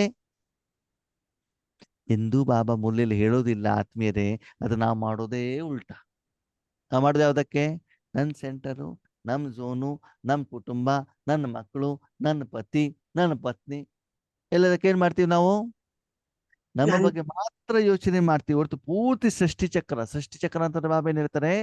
ಇಲ್ಲಿ ಇರುವಂತ ಎಷ್ಟೆಲ್ಲ ಆತ್ಮಗಳ ಮನಸ್ಸಿನಲ್ಲಿ ಸಂಕಲ್ಪಗಳು ಬರ್ತಾವಲ್ವಾ, ಏನು ಸೃಷ್ಟಿ ಆಗತ್ತಲ್ಲ, ಅದೆಲ್ಲದಕ್ಕೂ ಕೂಡ ನೀವೇನ್ ಕೊಡಬೇಕು? ಪರಮಾತ್ಮನ ಆಹಾರವನ್ನ ಕೊಡಬೇಕು. ತಲುಪಿಸುವಂತ ಜವಾಬ್ದಾರಿ ಯಾರ್ದು? ನನ್ನದು. ನನ್ನದು. ಇಂಥ ಜವಾಬ್ದಾರಿ ಹೊತ್ಕೊಂಡಿರುವಂತ ನನ್ನ ಮಕ್ಕಳು ಬೆಳಗ್ಗೆ ಅಮೃತ ವೇಳೆ ಚೆನ್ನಾಗಿ ನಿದ್ರೆ ಮಾಡ್ತಾರೆ. ಏನ್ ಮಾಡ್ತಾರೆ? ನಿದ್ರೆ. ಒಂದು ಊರಿಗೆ ಪೂರ್ತಿ ನಂದಿನಿ ಹಾಲು ಸಪ್ಲೈ ಮಾಡುವಂತ ಡೀಲರ್ಶಿಪ್ ತಗೊಂಡ್ ಬಿಟ್ಟಿದ್ದಾರೆ. ಬೆಳಿಗ್ಗೆ 2 ಗಂಟೆಗೆ ಹಾಲಿನ ಗಾಡಿ ಬರ್ತದೆ. ನನ್ನ ಮಕ್ಕಳು 4 ಗಂಟೆಗೆ ಎದ್ಬಿಟ್ಟು ಅಂಗಡಿಗೆ ಬರ್ತಾರೆ. ಅವಾಗ ಹಾಲಿನ ಗಾಡಿನ ವೇಟ್ ಮಾಡ್ತಾನ ಅಲ್ಲಿ? ಇಲ್ಲ. ಹೋಗ್ಬಿಡ್ತಾನೆ. ಹೊಂಟೋಗಿರ್ತಾರೆ. ಅವಾಗ ಊರಿನ ಪೂರ್ತಿ ಆತನೇನಿಲ್ಲ, ಹಾಲಿಲ್ಲ. ಹಾಲಿಲ್ಲ, ಅಂಗಡಿ ಕ್ಲೋಸ್ ಆಗಿದೆ. ಜನ ಬಂದ್ಬಿಟ್ಟು ಏನ್ ಮಾಡ್ತಾ ಹೋಗ್ತಾರೆ? ಪೂಜೆ ಮಾಡ್ಕೊಂಡು ಗಾಯನ ಮಾಡ್ಕೊಂಡು ಹೊಗಳ್ಕೊಂಡು ಹೋಗ್ತಾರೆ ನಿಮ್ಮನ್ನಲ್ವಾ? ಇಲ್ಲ. ಬೈದು ಬೈಕೊಂಡು ಹೋಗ್ತಾರೆ. ಆ ಬೈಕೊಂಡು ಬೈಕೊಂಡು ಹೋಗ್ತಾರೆ. ಈಗ ನಿಮ್ಗೆ ಪ್ರತಿದಿನ ಜನ ಯಾಕೆ ಬೈತಾ ಇದ್ದಾರೆ ಗೊತ್ತಾಯ್ತಾ? ಗೊತ್ತಾಯ್ತು. ಯಾಕೆ ಗಲಾಟೆ ಮಾಡ್ತಿದ್ದಾರೆ ಗೊತ್ತಾಯ್ತಾ? ಅಯ್ಯೋ ಅಣ್ಣವ್ರೆ, ಗೊತ್ತಾಯ್ತು. ಮಕ್ಕಳು ಬೈತಾರೆ, ಕ್ಲಾಸಿಗೆ ಬಂತ ನೀವೂ ಬೈತೀರ, ಮನೆಯಲ್ಲಿ ಮನೆಯವರು ಬೈತಾರೆ, ಮಕ್ಕಳು ಬೈತಾರೆ, ಎಲ್ಲಿಗೆ ಹೋದ್ರು ಕೂಡ ಎಲ್ಲೂ ಕೂಡ ಏನ್ ಮಾಡ್ಬೇಕು? ಬೈತಾರೆ. ಯಾಕೆ ಬೈತಾರೆ? ವಿಧಿಬದ್ಧವಾಗಿ ಮಾಡ್ತಾ ಇಲ್ಲ. ನೀವ್ ಎಸಿಡ್ ತಗೊಂಡು ಅವ್ರಿಗೆಲ್ಲ ಸುಟ್ಟಾಕೋಂಗ್ ಮಾಡ್ದೆ ಅವ್ರೇನ್ ಮಾಡ್ತಾರೆ? ಅದೇ ನೀರ್ ತಗೊಂಡ್ಬಿಟ್ಟು ಅವ್ರಿಗೆ ನೀರು ಕೊಟ್ಟಿದ್ರೆ ಏನ್ ಮಾಡ್ತಿದ್ರು ಅವರು? ಖುಷಿಯಾಗಿರೋ. ಒಂದು ಹಾಸ್ಪಿಟ್ಲಿಗೆ ಹೋದಾಗ ಕಾಯಿಲೆ ಗುಣ ಮಾಡಿದ್ರೆ ಪೇಷಂಟ್ ಡಾಕ್ಟರ್ ಥ್ಯಾಂಕ್ ಯು ಹೇಳ್ತಾರೋ ಹೇಳಲ್ವೋ? ಹೇಳ್ತಾರೆ. ಅದೇ ಪೇಷಂಟ್ ಕಾಯಿಲೆ ಜಾಸ್ತಿ ಆಗ್ಬಿಟ್ರೆ ಮೆಡಿಸಿನ್ ಇಂದ ಬೈತಾರೆ. ನಮ್ಮೂರಲ್ಲಿ ಒಬ್ರಿಗೆ ಹಂಗೆ ಆಗಿದೆ. ನಮ್ಮ BK ಪರಿವಾರದವರ ಒಬ್ಬರ ಅಣ್ಣ, ಅವರ ಅಣ್ಣನ ಮಗಳು ಡಾಕ್ಟ್ರು, ಅಳಿಯನು ಡಾಕ್ಟ್ರು, ಮದ್ವೆ ಆಗ್ಬಿಟ್ಟು 3 ತಿಂಗಳಾಗಿದೆ ಅಷ್ಟೇ, ಸರಿನಾ? ಆರೋಗ್ಯ ಸರಿ ಇಲ್ಲ ಅಂತ ಹೇಳ್ಬಿಟ್ಟು ಹಾಸ್ಪಿಟಲ್ ಹಾಕ್ಬಿಟ್ಟು ಏನಾಗಿದೆ ಅಂತಂದ್ರೆ ಇವಾಗ ಅವ್ರು ಕೊಟ್ಟಿರುವಂತ ಮೆಡಿಸಿನ್ ರಿಯಾಕ್ಷನ್ ಆಗ್ಬಿಟ್ಟು 25 ದಿವಸದಿಂದ ICU ನಲ್ಲಿ ಇದ್ದಾರೆ. 30 ಲಕ್ಷ ಖಾಲಿ. ಓಕೆನಾ? ಹಾಸ್ಪಿಟಲ್ ಆಗಿದೆ. ಡಾಕ್ಟರ್ ಎಲ್ಲ ಆದ್ಮೇಲೂ ಕೂಡ ಈ ರೀತಿ ಪರಿಸ್ಥಿತಿ ಬಂದಿದೆ ಅಲ್ವಾ? ಹಾಗೆ ಆದ್ಮೇಲೆ ಪ್ರಪಂಚದಲ್ಲಿ ಜನರಿಗೆಲ್ಲರಿಗೂ ಕೂಡ ದುಃಖಕ್ಕೆ ಕಾರಣ ಯಾರು? ನಾನು. ನಾವಲ್ವಾ? ಆ ಜವಾಬ್ದಾರಿ ಇದೆಯಾ? ಅಷ್ಟು ಸೀರಿಯಸ್ನೆಸ್ ಇದೆಯಾ? ಒಂದು ಮಗಳು ಹುಟ್ಟಿದ ಮೇಲೆ ಮದುವೆ ಮುಗಿಸೋವರೆಗೂ ಕೂಡ ಎಷ್ಟು ಜವಾಬ್ದಾರಿ. ನನ್ನ ಅಳಿವು ಚೆನ್ನಾಗಿರ್ಬೇಕು, ನಮ್ಮ ಮಗಳು ಚೆನ್ನಾಗಿರ್ಬೇಕು, ಎಷ್ಟು ಗಮನವನ್ನ, ಸಮಯವನ್ನ, ಶಕ್ತಿಯನ್ನ ಕೊಡ್ತೀರಿ. ವಿಶ್ವದ ಬಗ್ಗೆ ಆ ಜವಾಬ್ದಾರಿ ಕರ್ತವ್ಯ ನಿರ್ವಹಣೆ ಮಾಡುವಂತ ಯೋಚನೆ ಇಲ್ವಾ? ಕೈ ಮಾತ್ರ ಎತ್ತೋದೇನು? ಲಕ್ಷ್ಮೀನಾರಾಯಣ ಆಗೋದು ಅಂತ, ಬಾಪ್ ಸಮಾನ ಆಗೋದು ಅಂತ. ಆದರೆ ಪ್ರತಿದಿನ ಆ ಕರ್ಮವನ್ನ ನೀವು ಮಾಡ್ತಾ ಇದ್ದೀರಾ. ಬಾಬಾ ಹೇಳ್ತಾರೆ, ನೀವು ಏನಾಗಿದ್ದೀರಿ? ಅಲ್ಲಿ ಬೇರು ಕೂಡ ಆಗಿದ್ದೀರಿ ಮತ್ತು ಆಧಾರ ಮೂರ್ತ ಆಗಿದ್ದೀರಿ. ಏನಾಗಿದ್ದೀರಿ? ಆಧಾರ. ಪೂರ್ತಿ ವೃಕ್ಷ ಹಸಿರಾಗ್ಲಿಕ್ಕೂ ಒಣಗಲಿಕ್ಕೂ ಯಾರು ಆಧಾರ? ನಾನೇ.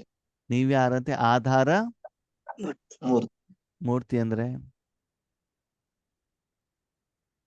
ಮೂರ್ತಿ ಅಂದ್ರೆ ನೋಡ್ಕೊಂಡು ಅಲ್ಲ ಬಾಬರೇ ಸಾಧನ ಅಷ್ಟೇ. ಬೇರು ಸಾಧನನೇ ಅಷ್ಟು. ವೃಕ್ಷಕ್ಕೆ ಸಿಗ್ತಾ ಇರೋದು ಯಾವುದು? ನೀರು. ಬೇರೇನು? ಸಾಧನ. ಸಾಧನ. ಹಾಗೆ ನೀವ್ಯಾರು? ಸಾಧನ. ಶಕ್ತಿ ಯಾರ್ದು? ಬಾಬರ ಉರ್ದು ಶಕ್ತಿನೇ ಹೊರತು ಅದು ನಿಮ್ದು ಅಲ್ಲ. ಆ ರೀತಿ ಪ್ರತಿದಿನ ನೀವು ರಾಜಯೋಗವನ್ನ ಮಾಡಬೇಕಾದ್ರೆ ಏನ್ ಮಾಡ್ತೀರಿ? ಪರಮಧಾಮದಲ್ಲಿ ಕೂತ್ಕೊಂಡು ಪೂರ್ತಿ ವಿಶ್ವಕ್ಕೆ ಏನ್ ಮಾಡ್ತಾ ಇದ್ದೀರಾ? ಶಕ್ತಿಯನ್ನು ಕೊಡಬೇಕು. ಶಕ್ತಿಯನ್ನ ಕೊಟ್ಟು ಕೊಡೋದಕ್ಕೆ ನಿಮಿತ್ತರಾಗಿ. ಓಕೆ, ಅದ್ರ ಒಳ್ಳೆಯವರು ಇರ್ತಾರೆ, ಕೆಟ್ಟವರು ಇರ್ತಾರೆ. ಎಲ್ಲರಿಗೂ ಕೂಡ ನೀವೇನ್ ಮಾಡ್ಬೇಕು? ಶಕ್ತಿಯನ್ನು ಕೊಡುವುದರ ಮೂಲಕ ಅವರ ಸಮಸ್ಯೆಯನ್ನ ಪರಿಹಾರ ಮಾಡಿ ನಿರಾಕಾರ ರೂಪದಲ್ಲಿ ಅವರು ನಿಮಗೆ ಗಾಯನ ಮಾಡುವಂತಹ ಪೂಜ್ಯರಾಗುವಂತಹ ಅನುಭವ ಇದೆಯಾ? ಆದ್ಮೇಲೆ ನಿಜವಾದ ಪೂಜೆ ಯಾವುದು? ನಿಜವಾದ ಪೂಜೆ ಯಾವುದು ಹೇಳಿ ನೋಡೋಣ. ಮಾನಸಿಕ ಪೂಜೆ. ಆ ಆ ಮಾನಸಿಕ ಪೂಜೆ, ಮನಸ್ಸಿನ ಪೂಜೆ, ಮಾನಸಿಕವಾಗಿ ಮಾಡೋದು. ಹಂಗಂದ್ರೆ ಮನಸ್ಸಿನಿಂದ ಹಾರೈಸೋದು. ಯಾರು ಯಾರಿಗೆ ಪೂಜೆ ಮಾಡ್ಬೇಕು? ನೀವು ಪರಮಾತ್ಮನ ಪೂಜೆ ಮಾಡ್ಬೇಕಾ? ಈಗ ಭಕ್ತಿ ಮಾರ್ಗದಲ್ಲಿ ಮೂರ್ತಿಯ ಮೇಲೆ ತುಪ್ಪನೂ ಹಾಕ್ತಾರೆ. ಎಷ್ಟೆಷ್ಟು ಒಂದು ಆ ಮೂರ್ತಿ ಶ್ರೀಮಂತವಾಗಿರ್ತಲ್ಲ, ತುಪ್ಪ ಹಾಕ್ತಾರೆ, ಜೇನುತುಪ್ಪ ಹಾಕ್ತಾರೆ, ಮೊಸರು ಹಾಕ್ತಾರೆ, ಎಳ್ನೀರು ಹಾಕ್ತಾರೆ, ಎಷ್ಟೆಷ್ಟು 100 ಗಟ್ಟಲೆ ಲೀಟರ್ ಡ್ರೈ ಫ್ರೂಟ್ಸ್ ಗಳನ್ನ ಹಾಕ್ತಾರೆ ಅಲ್ವಾ? ಸಾವಿರಾರು ದೇವಸ್ಥಾನ ಪೂರ್ತಿ ಹೂವಿನ ಅಲಂಕಾರ ಮಾಡಿರ್ತಾರೆ. ಬಂಗಾರ ಮತ್ತೇನು ಮೇಲ್ಗಡೆಗೆ ಏನಿರುತ್ತೆ? ಗೋಪುರ, ಚಿನ್ನದ ಲೇಪನ, ಚಿನ್ನದ ಬಿಲ್ಡಿಂಗ್, ಇಷ್ಟೆಲ್ಲ ಏನ್ ಮಾಡ್ತಾರೆ? ಪೂಜೆಯನ್ನ ಮಾಡ್ತಾರೆ. ಅವ್ರು ಶ್ರೇಷ್ಠ ಹೌದೋ ಅಲ್ವೋ? ಅಲ್ಲ. ಅಲ್ಲ. ಅಲ್ದಿರ ಮತ್ತೆ ಯಾಕೆ ಪೂಜೆ ಮಾಡ್ತಾರೆ? ನಿಮ್ಗೆ ಹೂವಿನ ಪೂಜೆ ಬೇಕು, ತುಪ್ಪದ ಪೂಜೆ ಬೇಕು, ಜೇನುತುಪ್ಪದ ಬೇಕು, ಡ್ರೈ ಫ್ರೂಟ್ಸ್ ಬೇಕು, ಬಂಗಾರದ ಬೇಕು, ಬಿಲ್ಡಿಂಗ್ ರೂಪದಲ್ಲಿ ಯಾವ್ದು ಬೇಕು? ಯಾವ್ದು ಭಕ್ತಿ ಯಾವ್ದು? ಮಾರ್ಗದಲ್ಲಿ ಶ್ರೇಷ್ಠ ಅದು. ಭಗವಂತನ ಭಕ್ತಿ ಮಾರ್ಗ ಶ್ರೇಷ್ಠ, ಜ್ಞಾನ ಮಾರ್ಗಕ್ಕಲ್ಲ. ಓಕೆ, ನಿಮ್ಗೆ ಯಾವಾಗ ಬೇಕು? ದ್ವಾಪರ ಯುಗದ ಪೂಜೆ ಬೇಕು, ಕಲಿಯುಗದ ಪೂಜೆ ಬೇಕು? ಸಂಗಮ ಸಂಗಮ ಯುಗದ ಭಗವಂತನ ಶಕ್ತಿ ಗುಣಗಳು ಸಾಕು. ಪೂಜೆ ಯಾರು ಮಾಡ್ತಾರೆ? ಭಕ್ತರು. ಭಕ್ತರು. ಪೂಜೆ ಮಾಡೋದು ಯಾರು? ಭಕ್ತರು. ಪರಮಾತ್ಮ ನಿಮ್ ಪೂಜೆ ಮಾಡ್ತಾರಾ? ಇಲ್ಲ, ಇಲ್ವಲ್ಲ. ಪೂಜೆ ಮಾಡೋರು ಯಾರು? ಭಕ್ತರು. ಪೂಜೆ ಮಾಡ್ಬೇಕಾದ್ರೆ ಅವ್ರನ್ನ ತಗೊಂಡು ಬರ್ಬೇಕಲ್ಲ. ಹೌದು. ಹೂವು, ಹಣ್ಣು, ತೆಂಗಿನಕಾಯಿ, ಅಗರಬತ್ತಿ, ಕರ್ಪೂರ, ಅರಿಶಿನ, ಕುಂಕುಮ ಅಲ್ವಾ? ಇದ್ರಲ್ಲಿ ತಗೊಂಡು ಬರ್ಬೇಕೋ ಬೇಡ್ವೋ? ತರಬೇಕು. Okay. ಯಾವ ಪೂಜೆ ಶ್ರೇಷ್ಠ? ಅಥವಾ ಅವ್ರು ಯಾವಾಗ ಪೂಜೆ ಮಾಡ್ತಾರೆ? ಅಮೃತ ವೇಳೆಯಲ್ಲಿ ಮಾಡೋ ಪೂಜೆ ಶ್ರೇಷ್ಠವಾಗಿರುತ್ತೆ. ಕೇಳಿ, ಪೂಜೆ ಯಾಕೆ ಮಾಡ್ತಾರೆ ಅಂತಂದ್ರೆ, ಮೊದಲು ಆ ಭಕ್ತ ದೇವಸ್ಥಾನಕ್ಕೆ ಬಂದಿರ್ತಾರೆ, ಏನೋ ಡಿಮಾಂಡ್ ಅನ್ನ ಇಡ್ತಾರೆ. ಯಾರ ಎದುರುಗಡೆಗೆ? ಮೂರ್ತಿ ಭಗವಂತನ ಎದುರುಗಡೆಗೆ.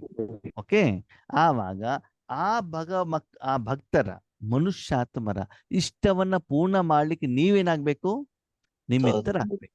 ಇವಾಗ ನಾವು ಸಾಧನ. ಹೋಗ್ತೀವಿ, ಭಗವಂತ ಇದನ್ನ ಮಾಡ್ಕೊಡಪ್ಪ, ಇಷ್ಟು ಮಾಡ್ಕೊಟ್ಟು 5,000 ರೂಪಾಯಿ ನಾವು ಕೊಡ್ತೀವಿ ಅಂತ ಏನ್ ಮಾಡ್ತೀವಿ? ಬಾಬನ ಹತ್ರ ಡಿಮ್ಯಾಂಡ್ ಮಾಡ್ತೀವಿ.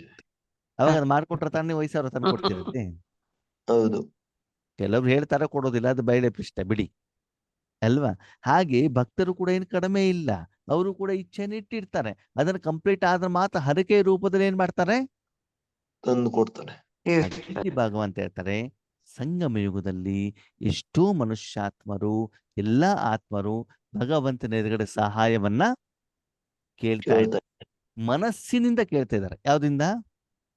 ಮನಸ್ಸಿನಿಂದ. ನಿರಾಕಾರ ರೂಪದಲ್ಲಿ. ಆವಾಗ ಅವರ ಇಷ್ಟವನ್ನ ಭಗವಂತ ನಿಮ್ಮ ಮನಸ್ಸಿನ ಮೂಲಕ, ಯಾವುದರ ಮೂಲಕ? ನಮ್ಮ ನಿಮ್ಮ ಮನಸ್ಸಿನ ಮೂಲಕ ಅವನಲ್ಲಿರುವಂತ ಶಕ್ತಿಯನ್ನ ನಿಮ್ಮ ಮನಬುದ್ಧಿಯ ಮೂಲಕ ಅವ್ರಿಗೆ ಏನ್ ಮಾಡ್ತಾರೆ? ತಲುಪಿಸ್ತಾರೆ. ತಲುಪಿಸಿದಾಗ ಅವ್ರ ಸಮಸ್ಯೆಗಳೇನಾಗ್ತವೆ? ಪರಿಹಾರ ಆಗತ್ತೆ. ಆದಾಗ ಅವರು ಮನಸ್ಸಿನಿಂದ ನಿಮ್ಗೆ ಏನ್ ಹೇಳ್ಬೇಕು? ಅವ್ರು ನಿಮ್ಗೆ ಹೇಳ್ತಾರೋ ಶಿವಬಾಬನಿಗೆ ಹೇಳ್ತಾರೋ? ಶಿವಬಾಬಂಗೆ ಹೇಳ್ತಾರೆ. ಯಾಕಂದ್ರೆ ನಿಮ್ಮಿಂದ ಸಿಕ್ಕಿರೋದು ಅವ್ರಿಗೆ ಗೊತ್ತೇ ಇಲ್ಲವಲ್ಲ. ನಮ್ಗೆ ನಿಮ್ಗೆ ಹೇಳ್ತಾರೆ. ನಿಮ್ಮಿಂದ ಬಂದಿದೆ ಅಂತ ನೀವು ಅವ್ರ ಕಣ್ಣೆದುರುಗಡೆ ಹೋಗೋದೇ ಇಲ್ವಲ್ಲ.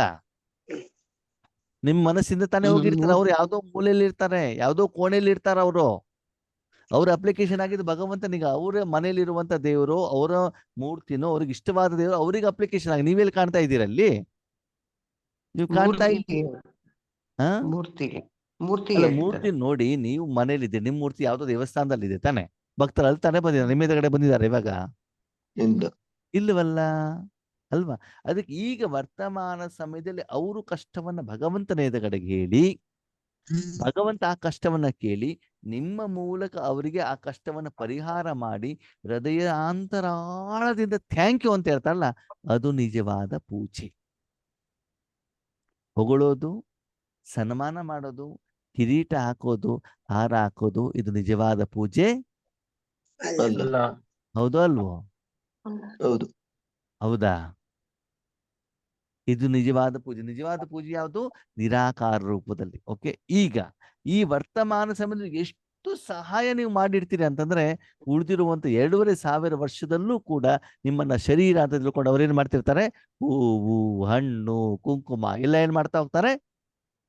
ಗಾಯನ ಮಾಡ್ತಾರೆ. ಕೊಡ್ತಾ ಹೋದ್ರು ಕೂಡ ಅವಾಗ ನಮ್ಗೆ ಏನು ಅನುಭವ ಆಗೋದು ಯಾವಾಗ? ಇವಾಗ. ಈಗ ಭಗವಂತನ ಪ್ರಶ್ನೆ, ಪ್ರತಿದಿನ ಈ ರೀತಿ ಈಶ್ವರಿ ಸೇವೆಗೆ ನಿಮಿತ್ತರಾಗಿ ಅಂತರಾಳದಿಂದ ನಿರಾಕಾರ ರೂಪದಲ್ಲಿ, ಸೂಕ್ಷ್ಮ ರೂಪದಲ್ಲಿ ಮಸ್ತಾಗಿ ಈಶ್ವರಿ ಸುಖದ ಅನುಭವ ಮಾಡ್ತಾ ಇದ್ದೀರೋ, ಅಥವಾ ನನ್ನ ಆಸ್ತಿ ಪಾಸ್ತಿ ಮತ್ತೊಂದು ಮಗದು ಅಂತ ಬೊಬ್ಬೆ ಹೊಡಿತಾ ಇದ್ದೀರೋ ಅಂತ ಬಾಬನ ಪ್ರಶ್ನೆ. ವಿಶ್ವ ಕುಟುಂಬಕ್ಕೆ ಆಧಾರ ಮೂರ್ತ ಆಗಿದಿರೋ, ಈ ಶರೀರದ ಒಂದು ಕುಟುಂಬಕ್ಕೆ ಆಧಾರ ಮೂರ್ತ ಆಗಿದಿರೋ, ಅಥವಾ ಒಂದು ಜಾತಿಗೆ, ಒಂದು ಕಾಸ್ಟಿಗೆ, ಒಂದು ಮತಕ್ಕೆ, ಒಂದು ಸೆಂಟರಿಗೆ, ಒಂದು ಝೋನಿಗೆ ನಿಮಿತ್ತರಾಗಿದ್ದೀರೋ? ಯಾವ್ದಕ್ಕೆ ಆಧಾರ ಆಗಿರ್ಬೇಕು ನಾವು? ವಿಶ್ವ ಕುಟುಂಬಕ್ಕೆ ಅಲ್ವಾ? ಅಷ್ಟು ಸೇವೆ ಮಾಡ್ತಾ ಇದ್ದೀವ? ಅಷ್ಟು ಬೇಯದಿನ ಮನೋಸ್ಥಿತಿ ಇದೆಯಾ? ಈ ರೀತಿ ಸೇವೆ ಮಾಡುವಂತ ಮಕ್ಕಳನ್ನ ಮಾತ್ರ ನಾನು ನೋಡ್ತಾ ಇದ್ದೇನೆ ಅಂತ ಹೇಳ್ತಿದ್ದಾರೆ ಬಾಬಾ. ಯಾವ ರೀತಿ ಸೇವೆ? ಬಿ ಹೆಣ್ಣಿನ ಸೇವೆ, ಬರೀ ಹೇಳೋದಲ್ಲ, ಪ್ರಾಕ್ಟಿಕಲ್ ಅದನ್ನ ಮಾಡಬೇಕು, ಮಾಡುವಂತ ಅನುಭವನವರಿಗೆ ಆಗಬೇಕು. ನೀವು ಮೂರ್ತಿ ಆದಾಗ ಶಕ್ತಿ ಹೋಗಿದೆ ಮಾತ್ರ ಗೊತ್ತಾಗಬೇಕೇ ಹೊರತು ಎಲ್ಲಿ ಹೋಗಿದೆ, ಯಾರಿಗೆ ಹೋಗಿದೆ, ಯಾವ ಉದ್ದೇಶಕ್ಕೆ ಹೋಗಿದೆ, ಯಾವ ಪ್ರಮಾಣದಲ್ಲಿ ಹೋಗಿದೆ, ಯಾವ ಕಾರಣಕ್ಕೆ ಹೋಗಿದೆ ಅದು ನಿಮಗೆ ಬೇಕೆ ಈ ಕಡೆ ಬಾಬನಿಂದನೂ ಶಕ್ತಿ ಪ್ರವಾಹ ಆಗಿದೆ ಗೊತ್ತಾಗ್ಬೇಕು, ಆ ಕಡೆಯಿಂದ ಅವರು ಥ್ಯಾಂಕ್ಸ್ ಹೇಳಿದ್ದು ಕೂಡ ಏನಾಗಬೇಕು, ಗೊತ್ತಾಗ್ಬೇಕಾಗ್ತದೆ. ಈ ರೀತಿ ಪ್ರತಿದಿನ ನೀವು ಷಷ್ಠಿ ನಾಟಕ ಚಕ್ರದಲ್ಲಿ ಆ ಷಷ್ಠಿ ವೃಕ್ಷದ ಕೆಳಗಡೆಗೆ ಎಲ್ಲಿ ಕೂತ್ಕೊಳ್ಬೇಕು? ಬೇರಲ್ಲಿ ಬೇರೆಯಲ್ಲಿ ಕೂತ್ಕೊಳ್ಬೇಕು. ಹಣ್ಣಾಗ್ಬೇಕು. ಬೇರಲ್ಲಿ ಹಣ್ಣಿದ್ರೆ ತುಂಬಾ ಚೆನ್ನಾಗಿರ್ತದೆ ಆತ್ಮೀಯತೆ, ಹಣ್ಣು ತಿಂತಾರೆ. ಆದ್ರೆ ನಾವು ಹಣ್ಣಾಗ್ಬೇಕು, ಬೇರೆಯಲ್ಲಿ ಕೂತ್ಕೊಳ್ಬೇಕು.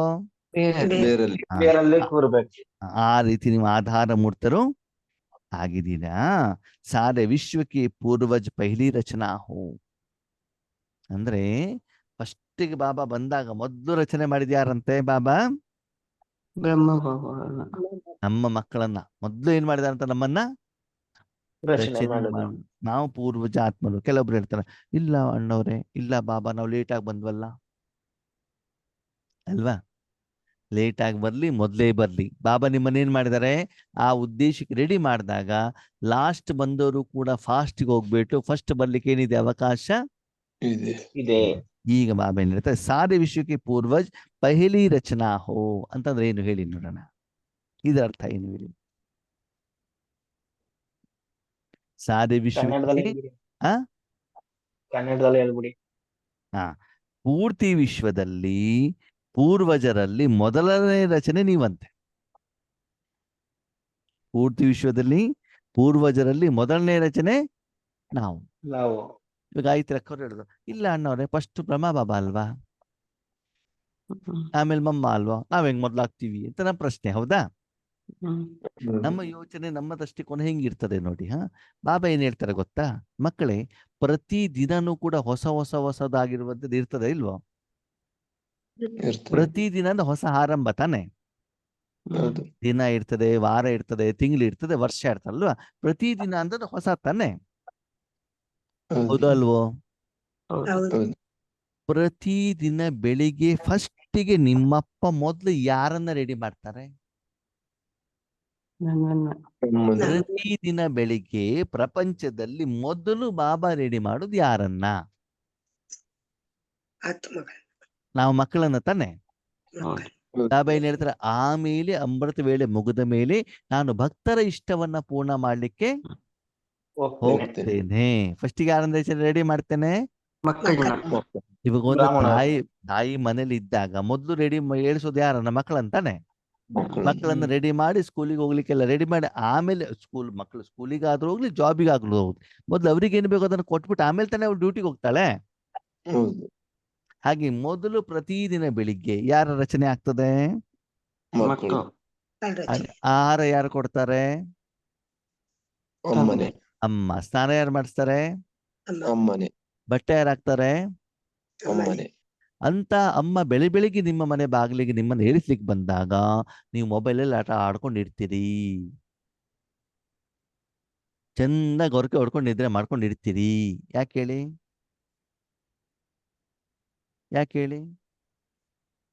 ಮೊದಲನೇ ದಿನ ರಾತ್ರಿ 12ವರೆಗೂ ಕೂಡ ಬಿಗ್ ಬಾಸ್ ನೋಡಿರ್ತೀರಾ? ಟಿವಿ ನೋಡ್ಕೊಂಡಿರ್ತೀರಾ, ಕ್ರಿಕೆಟ್ ನೋಡ್ತಾ ಇರ್ತೀರಾ, ಯೂಟ್ಯೂಬ್ ನೋಡ್ತಾ ಇರ್ತೀರಾ. ಅವಾಗ ಬೆಳಿಗ್ಗೆ ಬಾಬಾ ಬಂದಾಗ ಏನ್ ಮಾಡ್ತಾರೆ? ಚೆನ್ನಾಗಿ ನಿದ್ರೆ ಮಾಡ್ತಿರ್ತೀವಿ. ಆವಾಗ ನಾವು ರಚನೆ ಆಗ್ತೀವೋ ಆಗಲ್ವೋ? ಆಗೋದಿಲ್ಲ.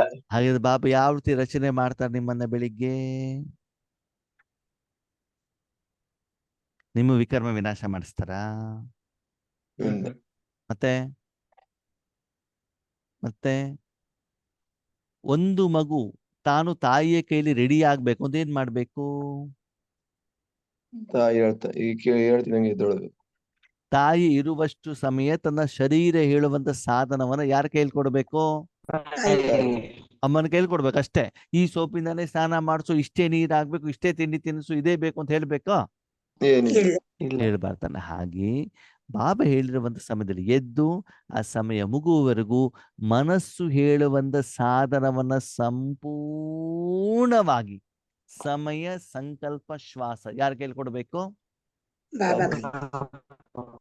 ಕೊಟ್ಟಾಗ ಆ ದಿನ ಆ ಒಂದು 5,000 ವರ್ಷಕ್ಕೆ ಭವಿಷ್ಯಕ್ಕೂ ಕೂಡ ನಿಮಗೆ ದ್ವಾಪರಯುಗದಲ್ಲಿ ಏನು ಪೂಜೆ ಆಗತ್ತೆ ಅದಕ್ಕೆ ಬೇಕಾಗಿರುವಂತ ಎಲ್ಲ ರೀತಿಯ ಶಕ್ತಿಯನ್ನ ಕೊಟ್ಬಿಟ್ಟು ಬಾಬಾ ನಿಮ್ಮನ್ನೇನ್ ಮಾಡಿರ್ತಾರೆ? ರೆಡಿ ಮಾಡಿದಾಗ ಯೋಗ ಮುಗಿದ ಮೇಲೆ ನಿಮ್ಮ ಮನಸ್ಸು ಬುದ್ಧಿ ಹೆಂಗಿರ್ಬೇಕು?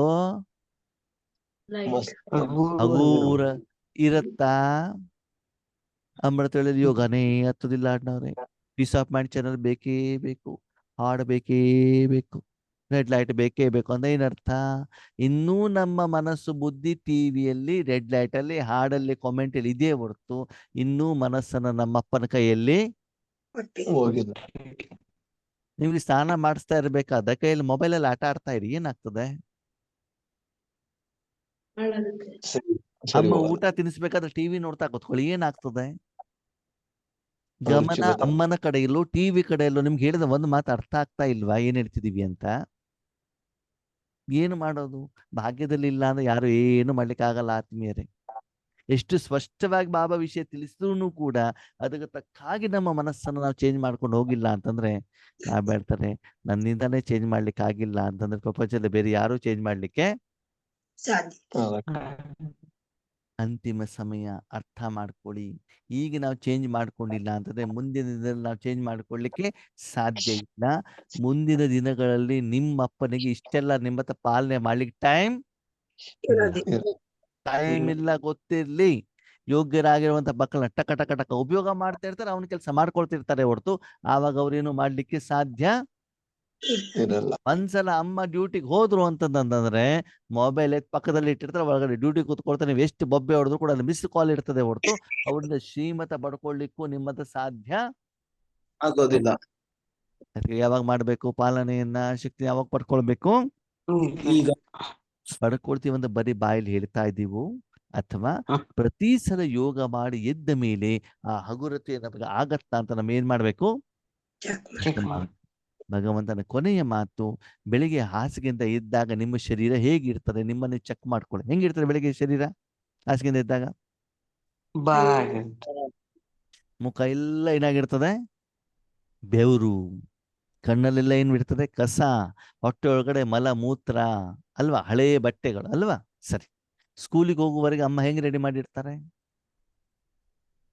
ಶಿಸ್ತಾಗಿ ವ್ಯತ್ಯಾಸ ಇರ್ತದೋ ಇಲ್ವೋ? ಇರ್ತದೆ. ಆ ಶರೀರದ ಮೇಲೆ ಟ್ರೀಟ್ಮೆಂಟ್ ಯಾರು ಕೊಟ್ಟಿದ್ದಾರೆ? ಅಮ್ಮ ಅಮ್ಮ.